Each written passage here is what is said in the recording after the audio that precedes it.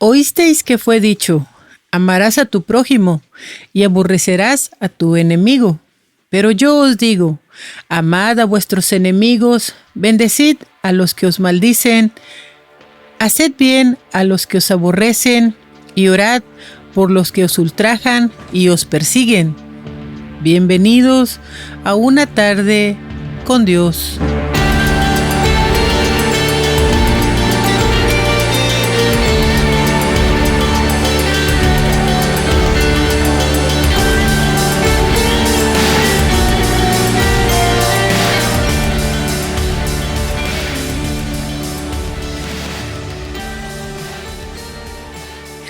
Hablemos de los enemigos. Enemigo es la expresión radical de enemistad, de desacuerdo, extremo, entre dos o varias personas, grupos sociales y estados y países, etc., que generalmente lleva al rompimiento de la amistad o el diálogo, y en el peor de los casos, a la muerte. ¿Qué es la enemistad? La enemistad es la relación contraria a la amistad. Consiste en una aversión no necesariamente mutua, aunque sí frecuentemente en varias personas. Se manifiesta con agresiones verbales, continuos intentos de intimidación, agresiones físicas, intento de hacer a otros la vida imposible y un profundo sentimiento de odio. Normalmente se produce en un entorno personal, debido a ciertas diferencias que hayan surgido entre varias personas y que no hayan sido arregladas adecuadamente. No obstante, puede haber enemistad causada por distintas ideologías y opiniones y ser consecuencia de la envidia. El Señor Jesucristo nos exhorta a amar a nuestros enemigos. Es una realidad que esto puede ser un reto para nosotros. Amar y perdonar en la vida real no es algo fácil, y aún más si es a aquellos que no nos aman e incluso nos han llegado a hacer la vida imposible o un grave daño en la vida, o incluso nos odian sin una razón, o nos amenazan e incluso nos atacan. Sin embargo, la palabra de Dios dice, amad a vuestros enemigos. En Mateo 5 del 43 al 46 dice, pero yo les digo, amen a sus adversarios, bendigan al que los maldice, hagan el bien al que los aborrece y oren por los que los llevan por la fuerza y los persiguen, para que sean hijos de su Padre que está en el cielo. Porque Él hace salir su sol sobre buenos y malos, y hace llover sobre justos e injustos. Porque si aman a los que los aman, ¿qué mérito tienen? Y si solo a sus hermanos saludan, ¿qué hacen de más? Sean pues perfectos, tal como su Padre que está en el cielo es perfecto. En estos versículos Dios nos muestra que Él no hace acepción de personas y que su amor es incondicional.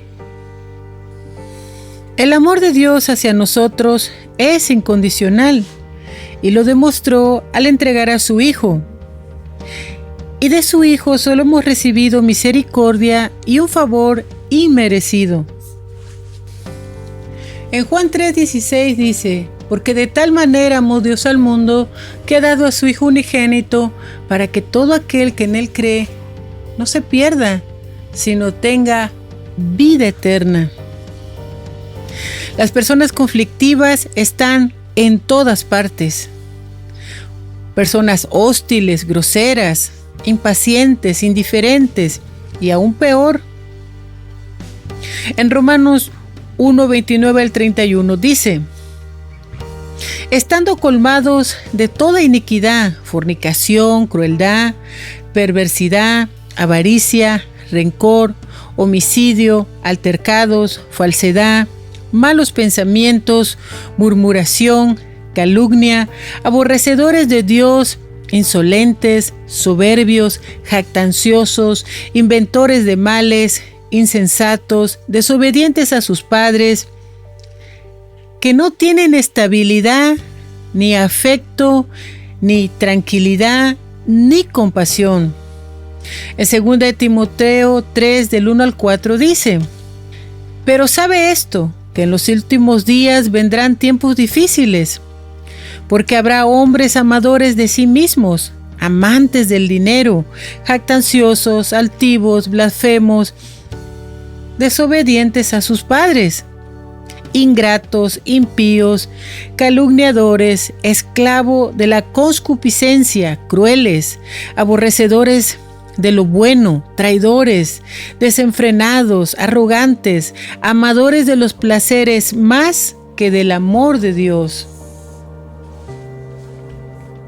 En Gálatas 5, del 19 al 21 dice: porque las obras de la carne son bien conocidas, las cuales son fornicación, impureza, disolución, idolatría, brujería, enemistad, contiendas, envidia, ira, contumacia, divisiones y sectarismos, rencor, homicidio, borracheras, orgías y cualquier cosa semejante a estas les advierto ahora, como también les advertí anteriormente, que los que las practican, tales cosas no heredarán el reino de Dios. En 1 Corintios 6, del 9 al 11 dice: ¿y no saben ustedes que los inicuos no heredarán el reino de Dios? No se engañen, ni los fornicarios, ni los idólatras, ni los adúlteros, ni los depravados, ni los que se echan con varones, ni los ávaros, ni los ladrones, ni los borrachos, ni los calumniadores, ni los engañadores heredarán el reino de Dios. Y esto eran algunos de ustedes, pero han sido lavados, santificados y justificados mediante el nombre de nuestro Señor Jesucristo y por medio del Espíritu de nuestro Dios. ¿Cuánto ha Dios tenido amor, misericordia, paciencia para con nosotros? Porque ¿qué creen? Que todos nosotros en algún momento de nuestra vida hemos cometido los mismos comportamientos, actitudes, acciones y pecados mencionados en estos versículos, incluso peores. Pero hoy nos estamos sentando en la silla del juez, el cual es Dios, quien nos ha visto con ojos de misericordia, como ovejas descarriadas, pero dignas de dejar 99 en puerto seguro y regresar por la número 100, que eres tú y yo, y darlo todo por rescatarnos de la situación o circunstancia de donde nos sacó, para ser libres, redimidos, justificados, limpiados, sanados, perdonados, etc. Porque Él nunca ha hecho acepción de personas. Nos salvó y todavía nos tendió la mano como nuestro mejor amigo. En Juan 15:13 dice: no hay mayor amor que este, que uno ponga su vida por sus amigos. Ustedes son mis amigos si hacen todo lo que les he ordenado.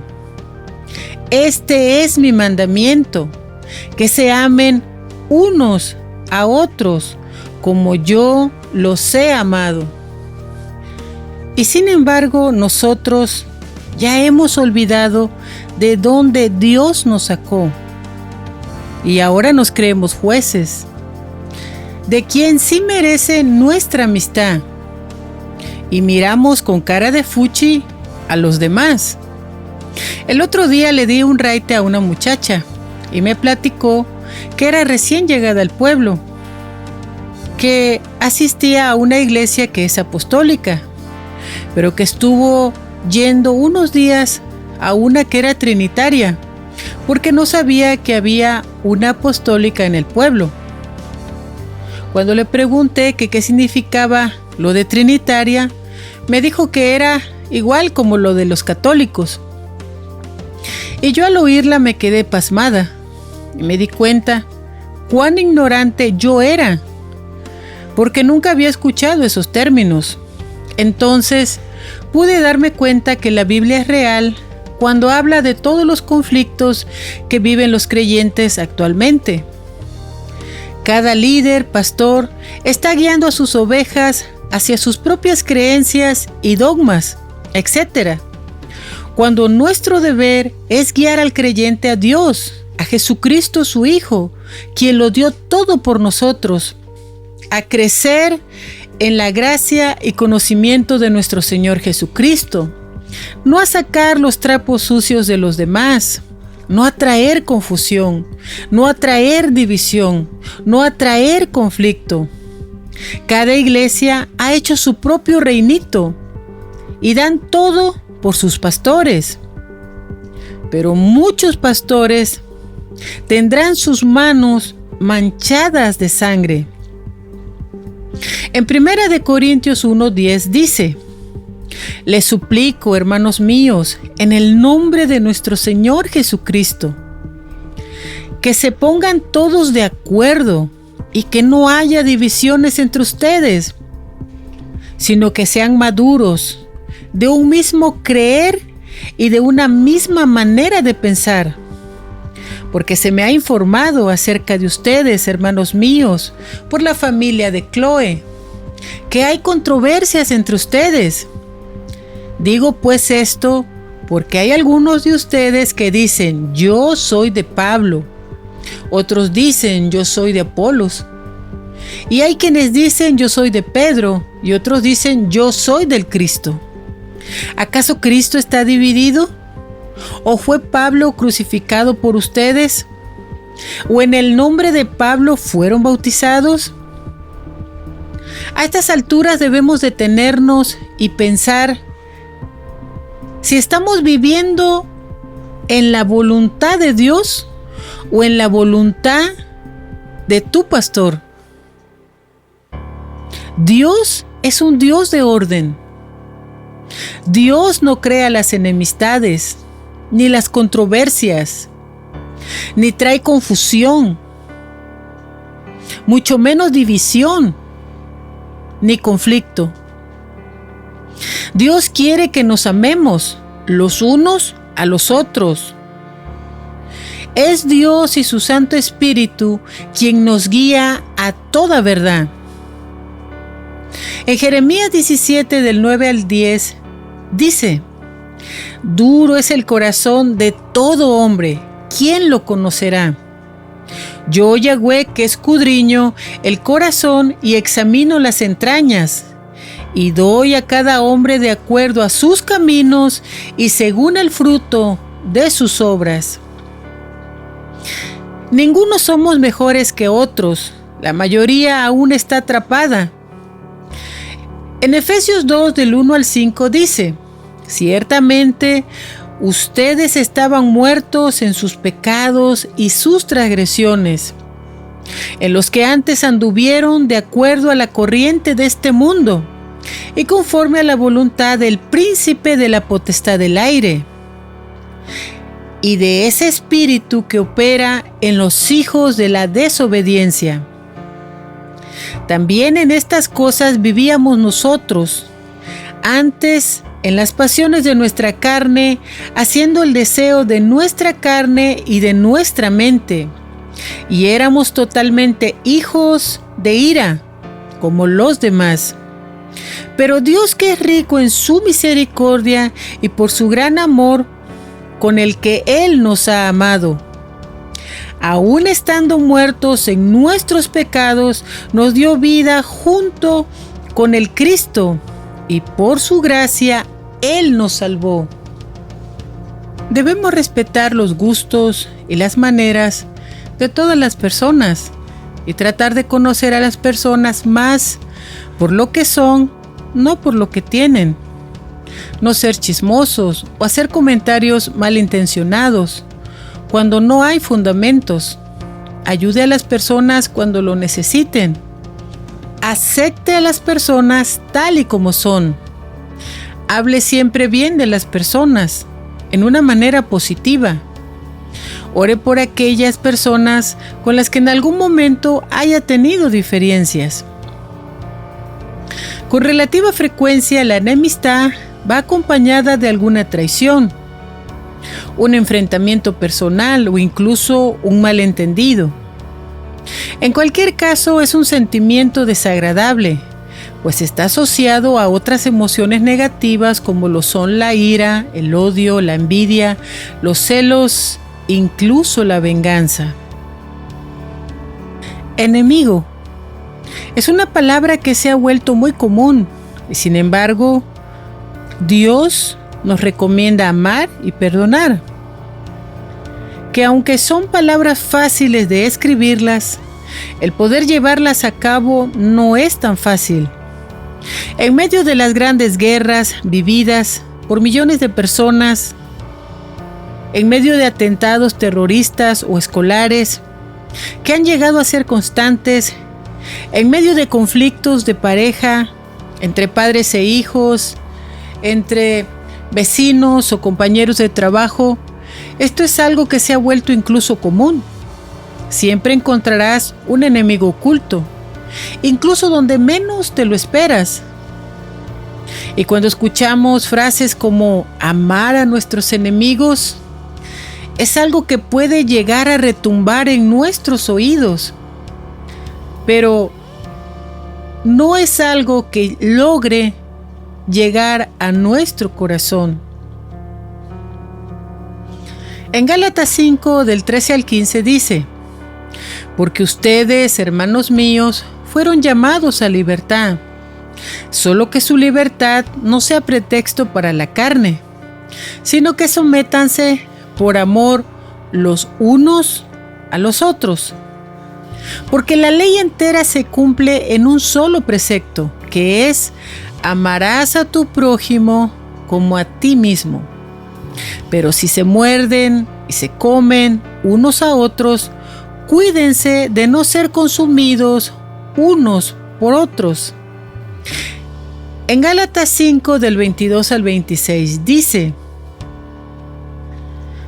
pues los frutos del Espíritu son amor, gozo, paz, paciencia, afabilidad, bondad, confianza, humildad, dominio de sí mismo. Contra tales cosas no hay ley. Porque los que son del Cristo crucificaron su carne, con todas sus penas y apetitos. Vivamos pues conforme al Espíritu y estemos de acuerdo con el Espíritu. Y no seamos vanagloriosos, menospreciándonos unos a otros, teniendo envidia unos de otros. ¿Qué es la amistad?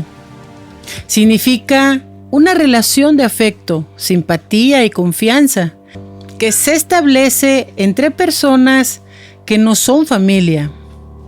En Lucas 6, del 31 al 36 dice: y como ustedes quieran que los hombres los traten, así también trátenlos ustedes.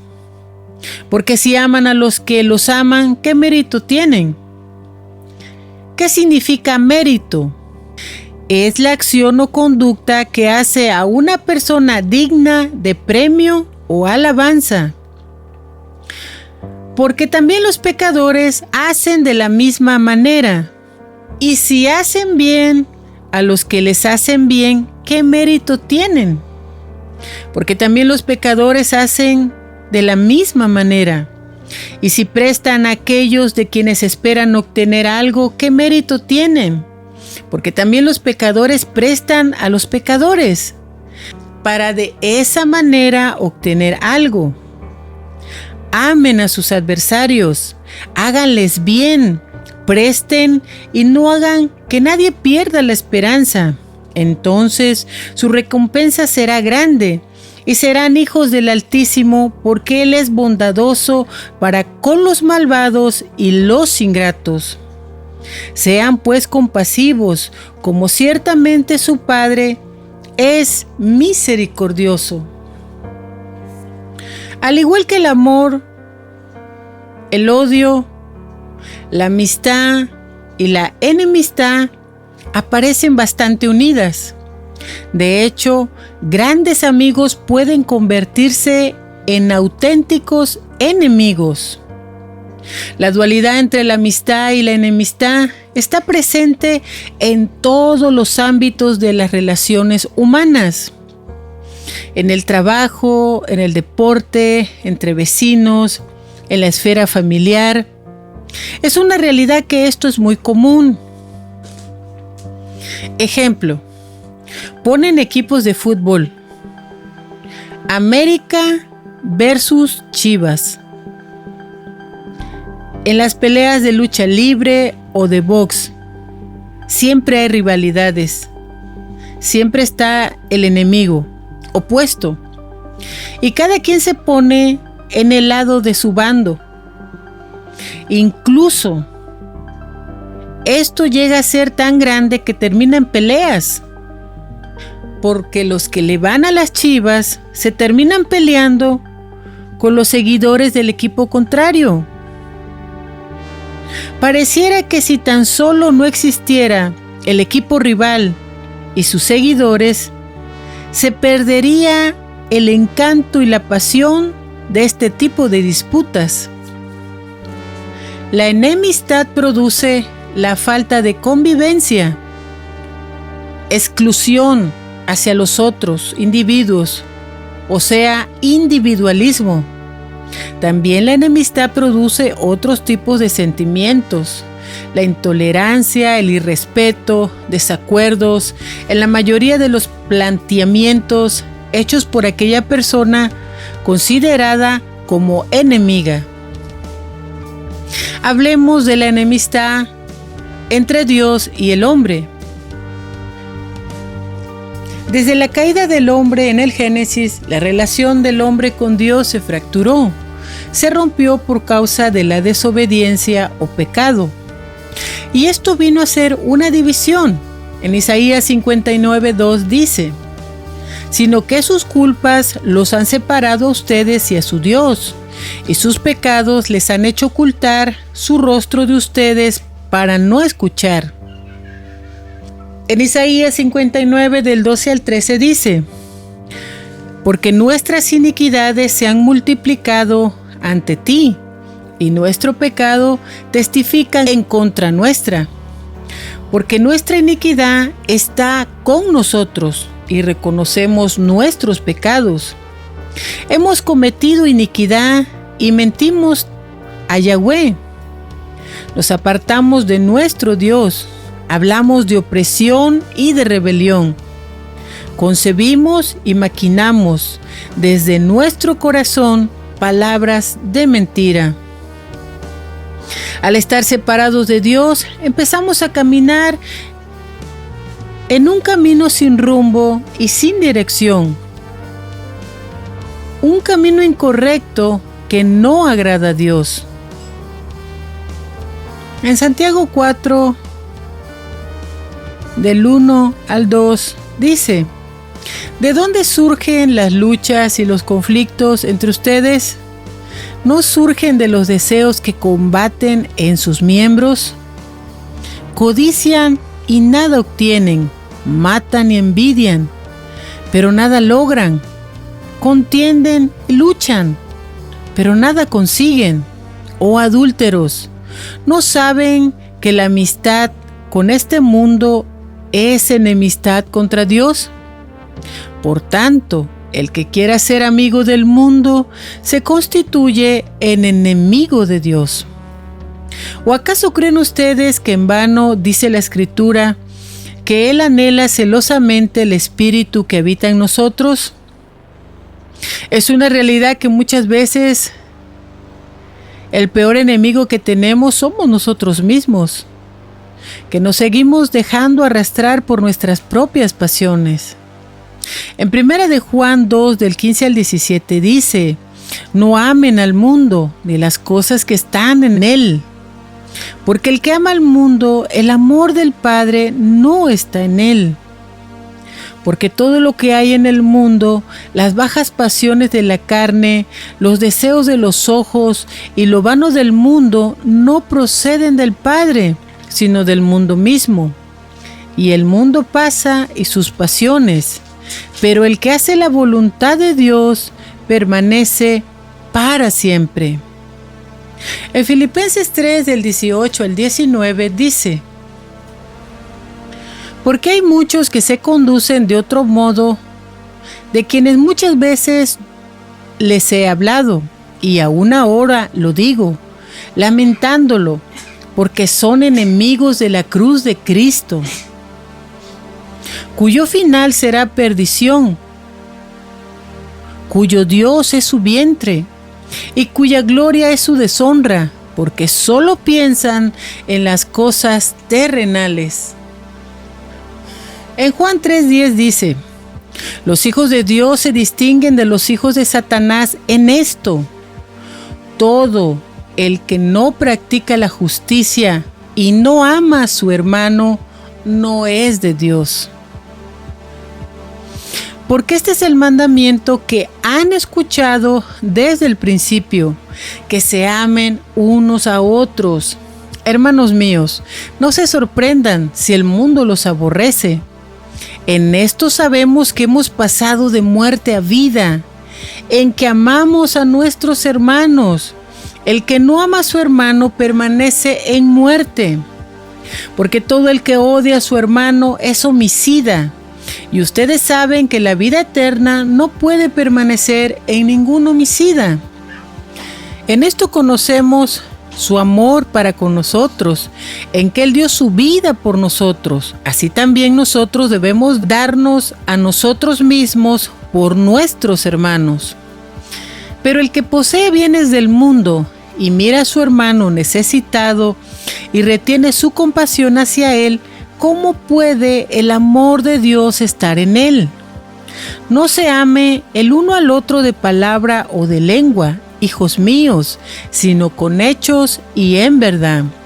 En primera de Juan 2, del 9 al 11 dice: pues el que dice que está en luz, pero odia a su hermano, aún está en tinieblas. Porque el que ama a su hermano permanece en luz, y en él no hay motivo de tropiezo. Pero el que odia a su hermano está en tinieblas y camina en tinieblas e ignora a dónde va, porque las tinieblas han cegado sus ojos. En primera de Juan 4, del 20 al 21 dice: pero si alguno dice: yo amo a Dios, pero odia a su hermano, el tal es mentiroso. Porque el que no ama a su hermano, a quien ha visto, ¿cómo puede amar a Dios a quien no ha visto? Y este es el mandamiento que hemos recibido de Él. Todo el que ama a Dios, también ame a su hermano. Hace algunos años recuerdo que hubo una celebración de unos 15 años de una vecina. Y el lugar donde vivíamos tenía en aquel entonces un patio muy grande.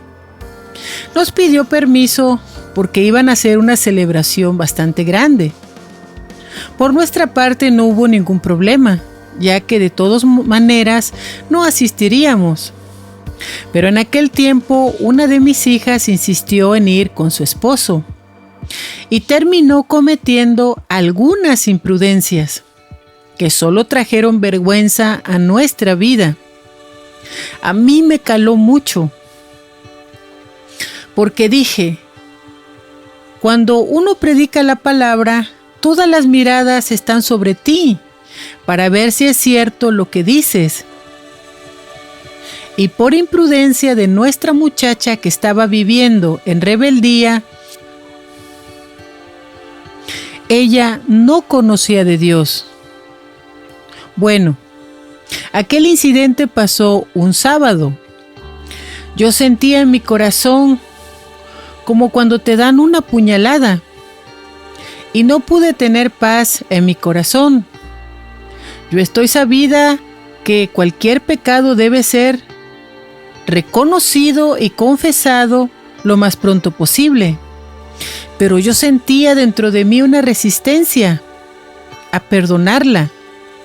Había una lucha que no me permitía ceder, porque decía, es tan difícil construir y para destruir en un momento, como los terremotos. Así que me fui a dormir pensando y sintiendo esto en mi corazón. Llegó el domingo y yo me sentía igual en medio de esa lucha y esa resistencia en mi corazón. No podía perdonar lo que mi hija había hecho. No podía orar. No podía pensar claramente. Sentía un nudo en mi corazón y una resistencia dentro de mí. Así que llegó el lunes. Recuerdo que estaba limpiando el piso con mis chanclas puestas. El piso estaba húmedo. Pero al pasar por la puerta de uno de los cuartos, me di cuenta que unas pisadas grandes estaban marcadas en el piso mojado. Y le hablé a mis hijos y les decía, ¿cómo pueden formarse estas huellas? Eran unas huellas grandes, pero huesudas. Si yo traigo chanclas. Así que, en cuanto entré al cuarto, algo invisible empezó a enredarse en mis piernas y a subir por ellas.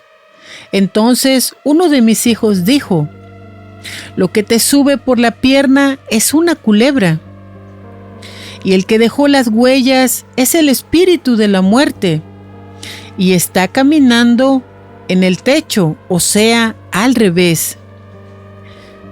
Pero yo estaba indefensa, porque no había hecho oración a causa de la situación que les estoy comentando. Así que mis hijos eran pequeños, pero ellos oraron y todo terminó. Pero en aquella noche tuve un sueño, que estaba en la sala de mi casa y miraba que de repente debajo del mueble de la televisión salió un pequeño ratón. Y de repente empezó a salir otro y otro. Pero yo, cada ratón que salía, lo agarraba y lo mataba. Y hice lo mismo con varios. Pero de repente ya no salió un ratón, sino una rata, que conforme se incorporaba, se hizo grande. Era como de 1 metro de grande, con su pelo que parecían espinas, con unos terribles ojos rojos, y su cara se veía deformada por unos dientes monstruosos, delgados, grandes, encimados, afilados y horribles. Y lo peor no fue eso, sino que me habló y me dijo, con todos estos ratones has podido, a ver si conmigo puedes. De repente la escena de aquel sueño cambió y me miraba dormida en mi cama, pero yo sentía que mi almohada se movía, así que levanté la almohada y allí estaba aquella monstruosa rata. Y me desperté, por supuesto, bastante asustada.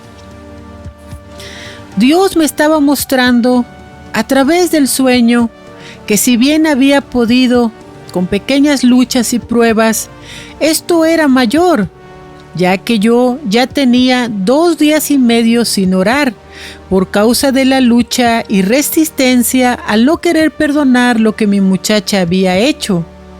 ¿Cómo podía orar si primero tenía que perdonar la acción de mi hija para poder pedirle perdón a Dios? Dios me estaba mostrando que aquella rata tan horrible es el espíritu de no perdonar. Créanme que después de aquel sueño no lo pensé más y de inmediato me arrepentí, perdoné y pedí perdón, porque al no orar se habían abierto puertas a otras fuerzas espirituales que habían penetrado en mi casa. Esa es la primera vez que tardo en confesar mis acciones a Dios después de venir a Él en el año 2010. Así que si alguien me lastima o me ofende, solo tardo minutos en lo que la turbación del momento pasa. Ustedes saben que cuando alguien dice algo que te duele, sientes como un piquete en el corazón. Muchas veces sientes la ofensa, y a mí me pasa mucho en mi trabajo, y bajo la cabeza y entro en turbación, porque ni siquiera puedo alzar mi cabeza, porque siento que mis ojos me delatan. Los ojos reflejan lo que estás sintiendo en tu alma hacia las personas que se burlaron o te ofendieron. Así que me quedo así el tiempo que sea necesario. La primera palabra que alcanzo a soltar: Señor, ayúdame. Pero esto no significa que sea tan fácil. Así que conforme pasan los minutos, logra venir a mi mente un Padre Nuestro, entrecortado. Así que luego empieza a venir más claridad y empiezo a rechazar todo espíritu de enojo, de maldad, etc. Mi carne y mi espíritu están en lucha. Conforme siguen avanzando los minutos, Señor, ayúdame a perdonar. Y empiezo a sentir más libertad. Así que finalmente digo el nombre de la persona que me ofendió y la perdono. Y le pido que me ayude a no guardar nada en mi corazón contra ella. Y finalmente logro decir un Padre Nuestro completo. Y el nudo que sentía, el golpe en el corazón, el fuego que salía por mis ojos, todo se va. Y rechazo con más claridad todo espíritu contrario obrando en mí. En ese momento, en el momento cuando yo alzo mi cabeza, ya está clara, ligera, mi vista limpia y mi corazón tranquilo. Pero sé lo difícil que puede ser perdonar cuando las personas se portan mal contigo. Reconocer esto para muchas personas no es fácil, ya que estamos acostumbrados siempre a encontrar culpables.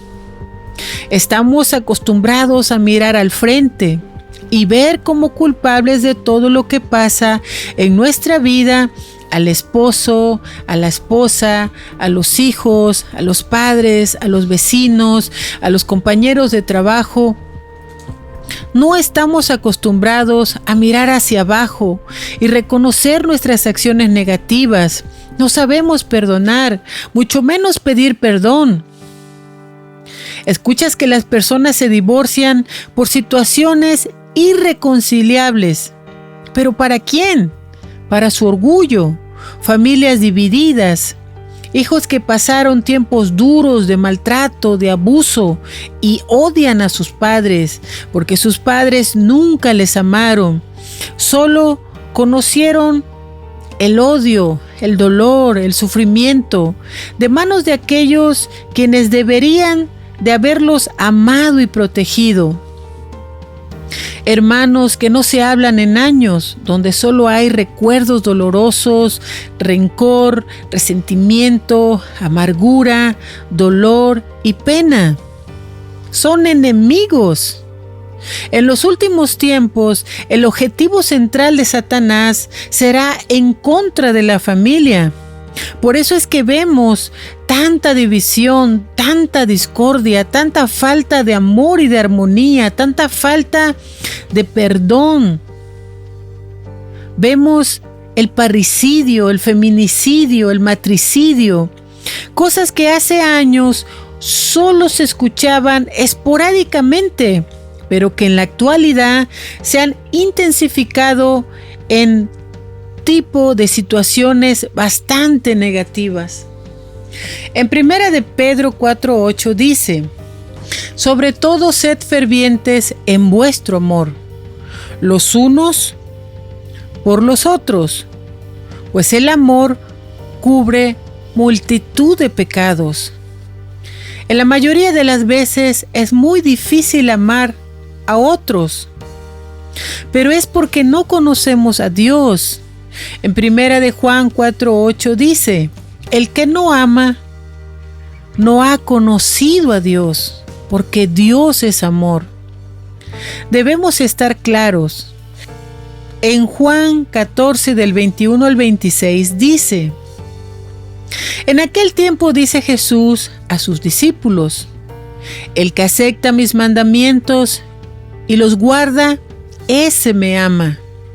Y el que me ama será amado por mi Padre, y yo lo amaré y me manifestaré a él. Jesús le contestó y dijo: el que me ama guarda mi palabra, y mi Padre lo amará, y vendremos a él y haremos morada en él. Pero el que no me ama no guarda mi palabra.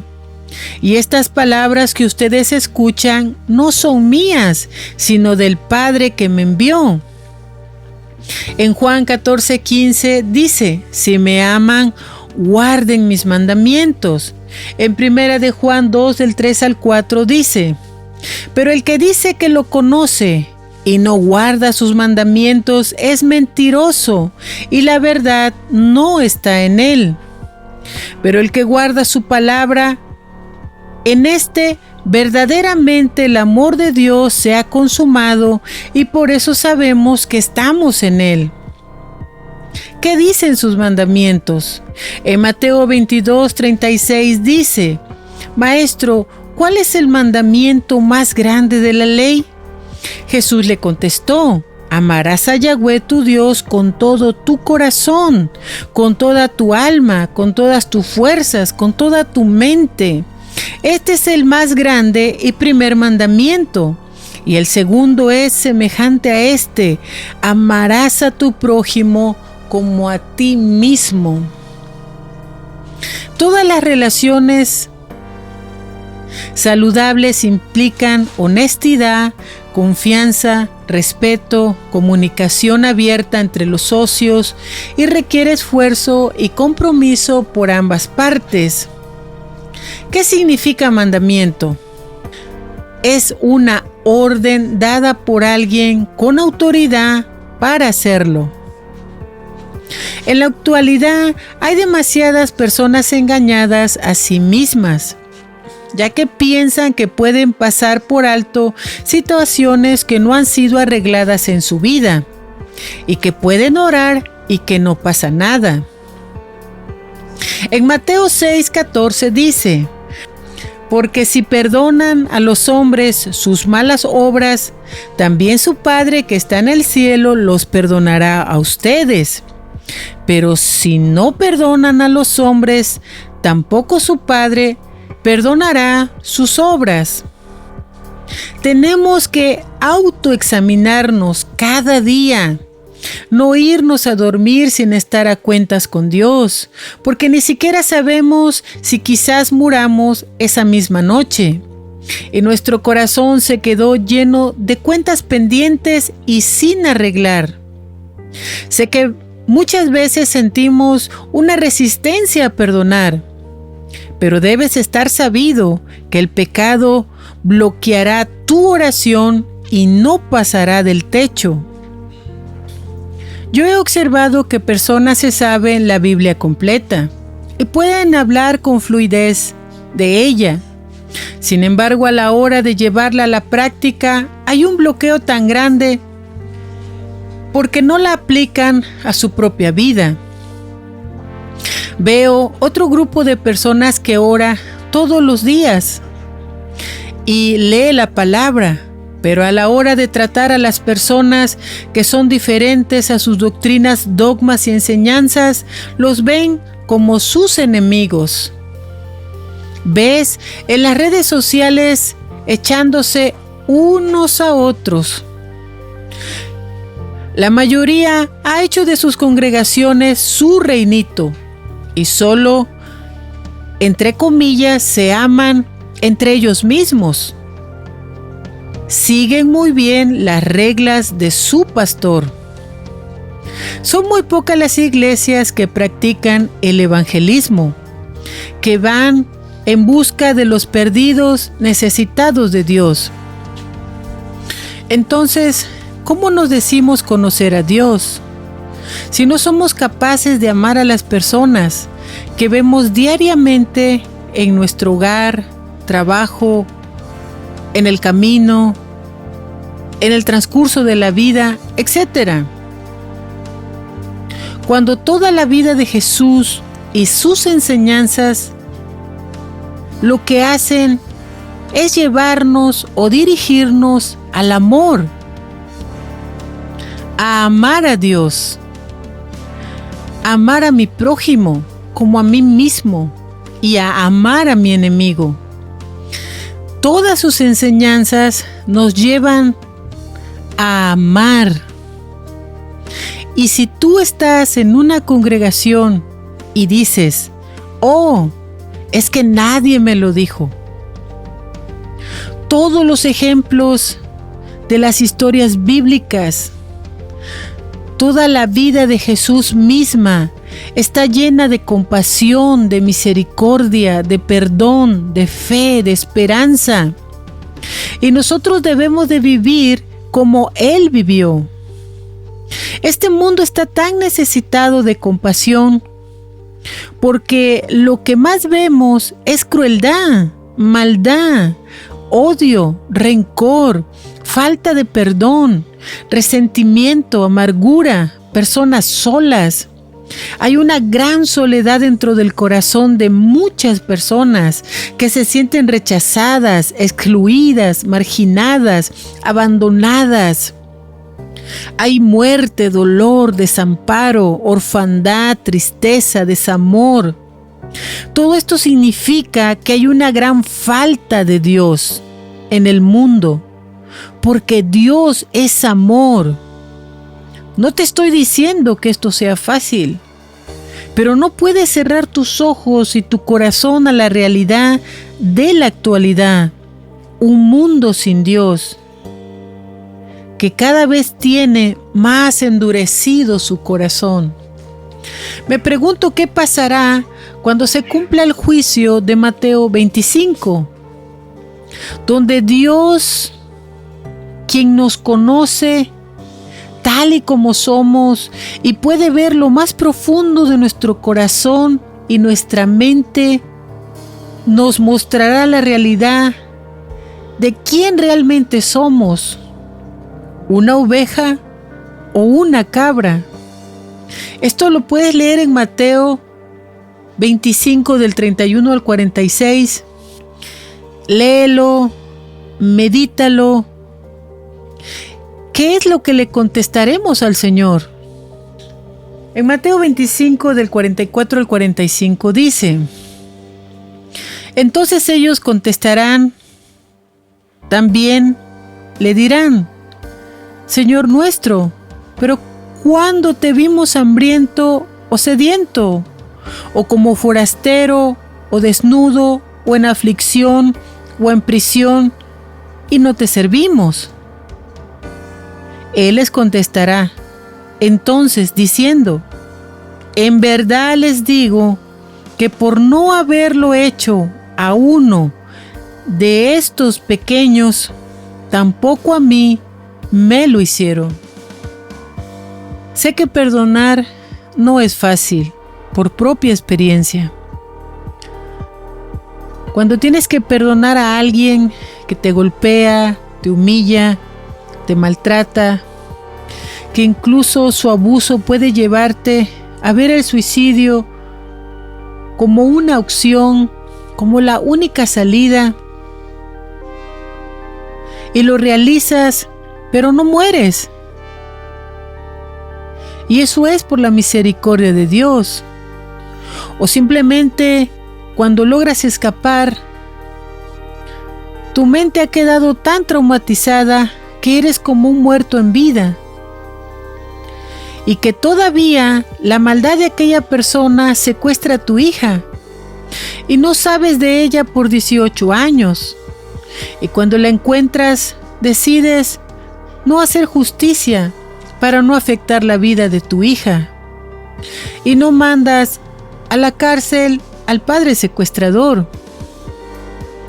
Y que aquella hija no te ve como madre, sino como una amiga, porque no te conoce. Y que todavía tienes que preguntar, ¿y tu mamá cómo está? Porque otra persona ocupó tu lugar de madre. Mucho he perdonado, pero gracias a que pude perdonar, pude ser libre, aunque ello no evitara el trauma que viví por muchos años. Pero te repito, mucho he perdonado, pero mucho más es lo que Dios me ha perdonado a mí.